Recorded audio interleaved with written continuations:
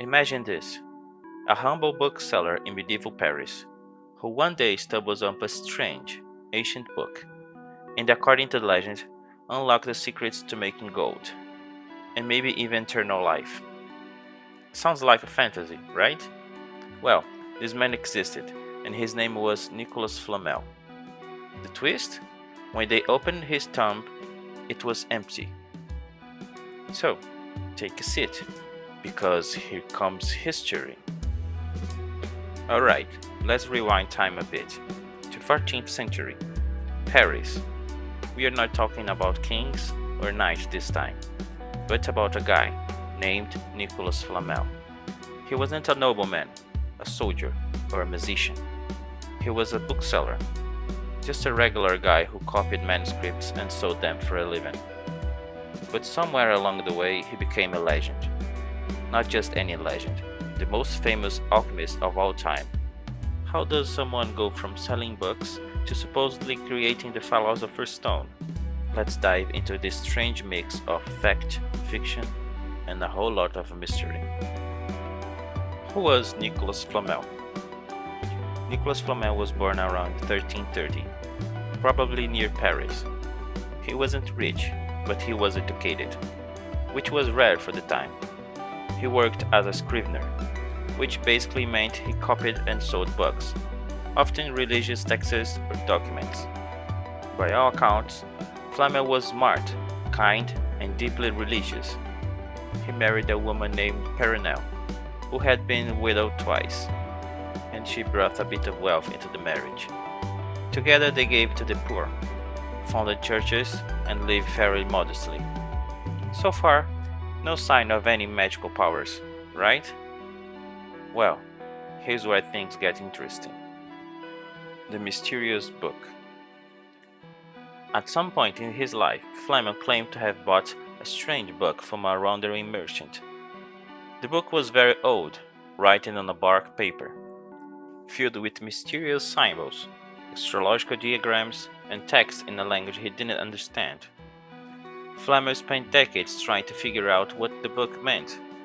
He showed it to scholars, rabbis, and alchemists.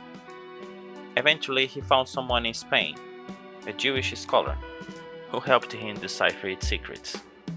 That book, according to legend, was a manual for creating Philosopher's Stone, the ultimate goal of alchemy, a substance that could turn base metals into gold and grant eternal life.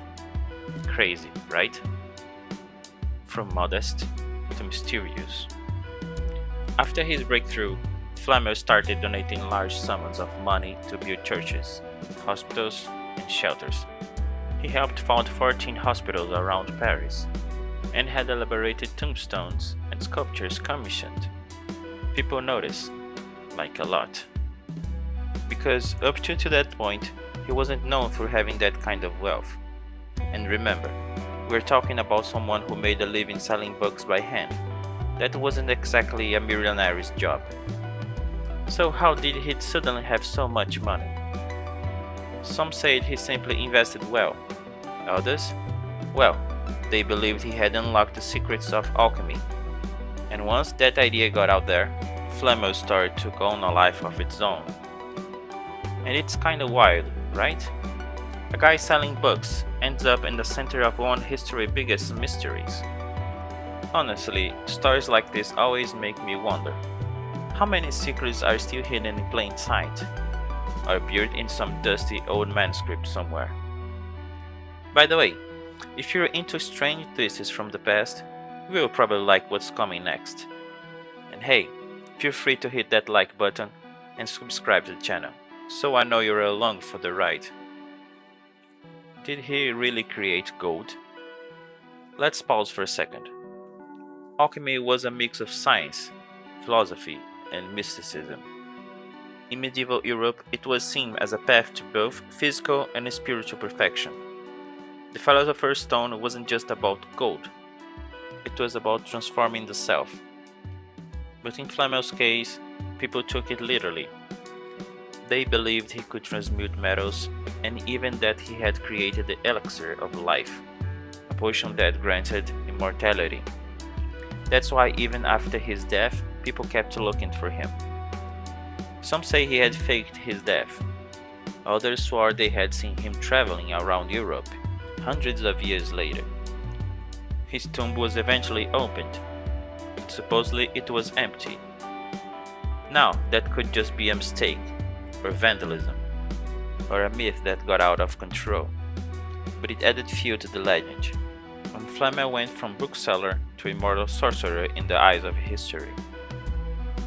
Flamel in pop culture. Okay, so centuries passed, and the myth of Flamel only grew stronger. By the 17th and the 18th century, alchemists across Europe were referencing him in their writings. Occultists treat him like a master of hidden knowledge. Secret society whispered his name, and then, in the modern era, boom, Nicolas Flamel enters pop culture. In Harry Potter, he is the real-life character who created the Philosopher's Stone and lived for over 600 years. In the Da Vinci Code, he is referenced as part of secretive, mystical traditions. Countless fantasy novels and games features Flamel-inspired characters, wise, ancient, and always shrouded in mystery. What's fascinating is that in real life, he might not have even practiced alchemy at all. Most of the legends about him didn't appear until centuries after his death. The truth behind the legend. So what's the deal? Was Nicolas Flamel a genius alchemist? Or just a generous book dealer who got caught up in myth? Historians today believe that much of the legend was created after his death. There is no solid evidence that he actually practiced alchemy, and those alchemy books tied to him were likely written by others, using his name to gain credibility. But that's kind of the magic of it all. Because Flamel's stories speaks to something bigger than facts, it shows how a person can become larger than life. Not because of what they actually did, but because of what people believe they did. It's a mix of hope, mystery, and a little bit of wishful thinking. After all, who doesn't want to believe that somewhere out there, someone found the secret to eternal life? A legacy that won't die. Today, you can visit Nicolas Flamel's old house in Paris. It still stands. There's even a street named after him, and alchemists, historians, and curious minds still talk about him like he might just walk back into town one day. Real or not, he became a symbol of the eternal quest for knowledge, and one of the fine line between science and magic. Whether Flamel was an actual alchemist or not doesn't really change the impact of his story. He reminds us that legends don't always start with kings or warriors. Sometimes they start with someone quietly reading an old book, asking questions, and refusing to give up. And maybe that's the real magic. If this story put you in, and you want more hidden chapters from history, hit that like button and subscribe to the channel. Got a strange event, secret project, or forgotten place you think we should cover next? Drop in the comments. Thanks for watching. And just as you took the seat, now you take the story with you. Bye.